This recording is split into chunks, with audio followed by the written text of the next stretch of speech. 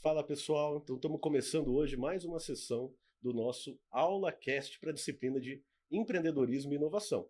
E hoje aqui comigo está o professor João Valsec. E o tema da nossa conversa, João, como não poderia ser diferente, vai ser sobre o consumidor e o empreendedorismo. Então, João, eu queria que você começar te perguntando o que é diferente desse consumidor de startup para o consumidor que a gente já está habituado a estudar de uma empresa estabelecida. Bom, pessoal, tudo bem? Matheus, a principal diferença que a gente precisa levar em consideração é que o consumidor da startup, ele é um consumidor que, tipicamente, ele é mais sensível ao risco, né? Então, se a gente pensar, uma pessoa que vai lá comprar uma Coca-Cola no supermercado, num restaurante, num bar, ela sabe exatamente o produto que ela vai esperar, que vai chegar para ela, e ela sabe exatamente ali o que vai acontecer, como que vai ser a experiência dela com aquele produto. Quando a gente pensa numa pessoa que vai reservar, por exemplo, uma sacolinha do Food to Save, que é aquela sacolinha dos restaurantes que eles entregam no final do dia com aquilo que sobrou por um preço menor, o risco que o consumidor está tomando ali é muito maior, porque ele não sabe se vai valer a pena o valor que ele pagou, ele não sabe como que vai ser a experiência, se vai ser agradável ou não, ele não conhece o produto que está lá dentro, né? Então, não somente o risco monetário, mas também o próprio risco psicológico em relação ao que representa aquele produto para ele dentro do padrão de consumo que esse consumidor tem. Então, a principal diferença que a gente precisa pensar é o consumidor da startup, ele é um consumidor que precisa ser mais sensível ao risco para que ele consiga ser convencido de que aquilo vale a pena e de que aquilo pode ser algo legal para ele. Não, perfeito, João. Então, e como que os empreendedores podem lidar então com esse tipo diferente de consumidor? Né? Quais que são os desafios que eles estão enfrentando especificamente? Então, montei uma startup, que nem nossos alunos estão fazendo nesse projeto. O que ele vê, o que ele tem que gerenciar quando ele vai buscar esses primeiros clientes?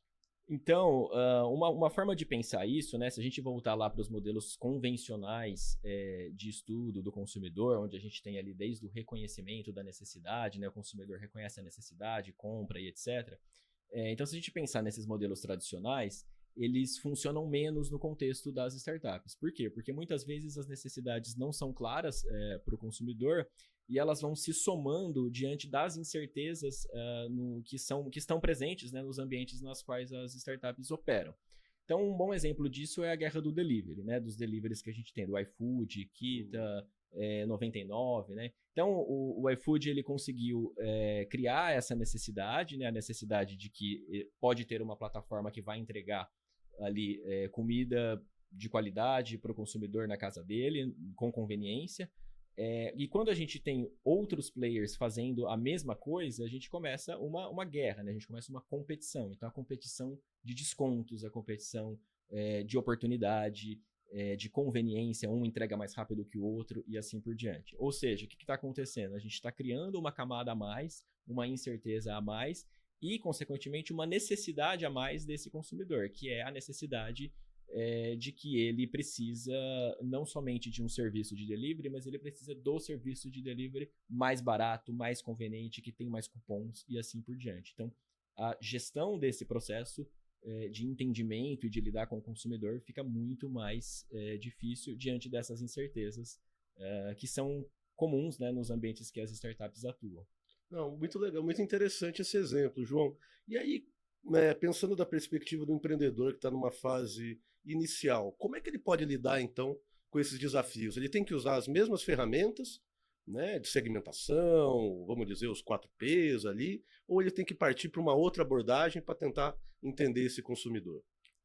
E uma forma interessante de pensar isso, no final das contas, é entender que, embora as ferramentas do marketing sejam muito úteis para o contexto de produtos que já estão estabelecidos dentro do mercado, quando a gente vai ali para o contexto das startups, isso acaba sendo um pouco mais desafiador, né? Então, por exemplo, se a gente pensar na segmentação, é difícil você segmentar uma base de consumidores que ainda nem existe e que está em constante transformação, que está em constante evolução. Então, toda essa teoria, todos os estudos que existem de segmentação vão ser pouco úteis no contexto de uma startup.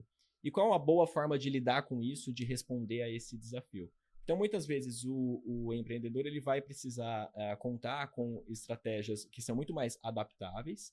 Então, ele vai se valer, por exemplo, de redes informais, onde ele vai conseguir ter contato com esse potencial consumidor.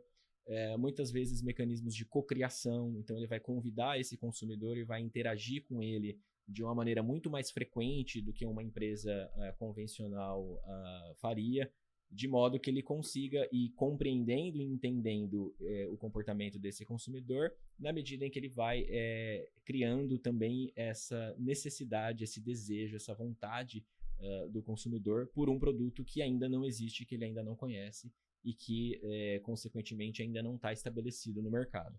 Não, muito interessante. E eu fico pensando, isso aí se aplica, a gente tem muitos alunos que desenvolvem produtos, né? B2C que a gente fala, Business to Consumer, né? Que vai ser uma venda direta para uma pessoa física, e tem muitos alunos também que estão desenvolvendo projetos, né? B2B, então Business to Business, que estão desenvolvendo produtos aí para vender para outras empresas.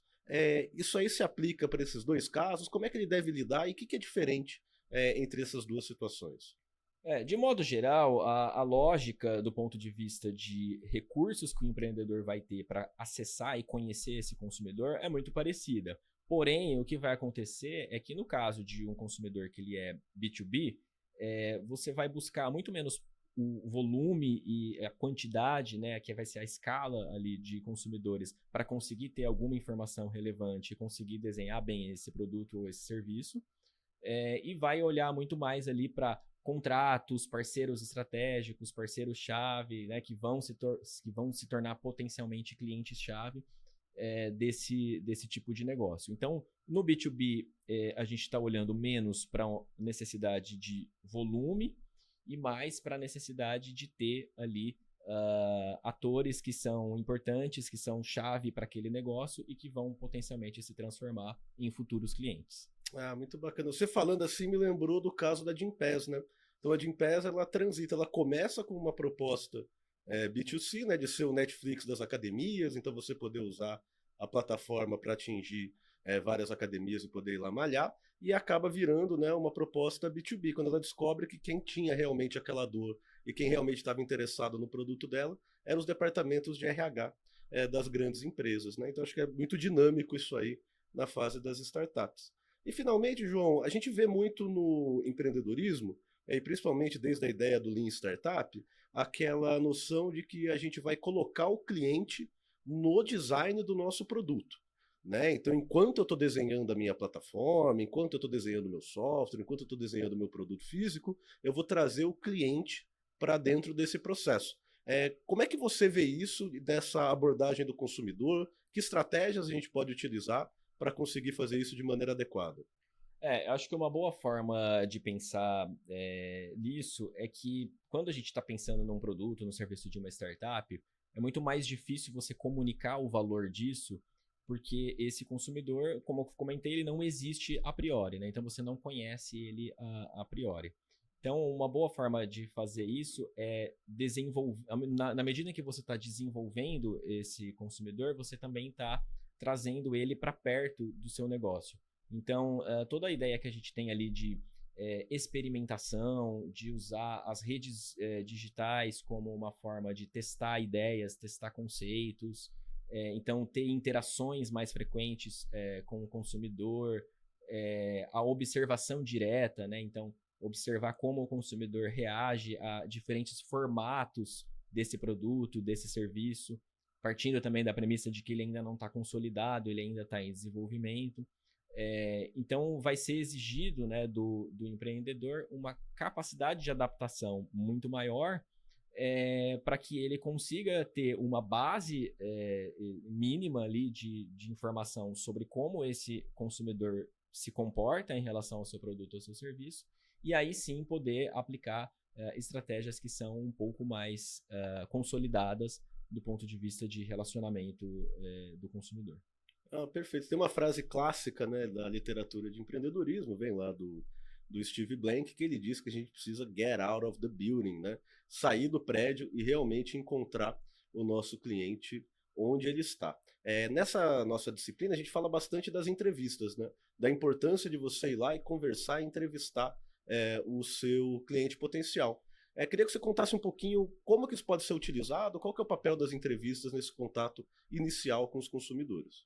Tá, então, as entrevistas, acaba sendo um método muito interessante para o empreendedor, para conhecer os seus potenciais consumidores, né? Potenciais porque, como eu comentei, eles ainda não existem, né? Eles não estão consolidados, porque ele vai exigir pouco do ponto de vista de recurso, né? Então, o empreendedor, geralmente, ele tem poucos recursos para investir em métodos convencionais de pesquisa, então a entrevista acaba sendo algo que ele consegue fazer com os recursos que ele tem, conversando com os contatos, né? Acionando as redes de contato que ele tem acesso, e essas entrevistas acabam dando para ele muitos direcionamentos sobre possibilidades do negócio.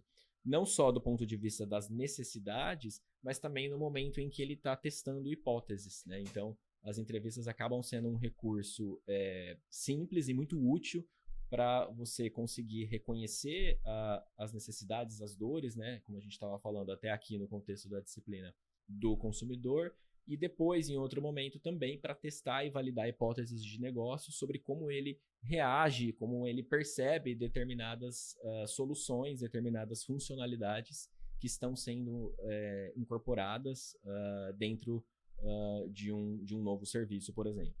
Maravilha, João. Então, pessoal, esse foi o nosso papo com o professor João Valsec, que nos ensinou aqui um pouco do que ele sabe sobre como lidar com os consumidores e as startups. Nos vemos no nosso próximo podcast. Até logo. Valeu, pessoal. Obrigado.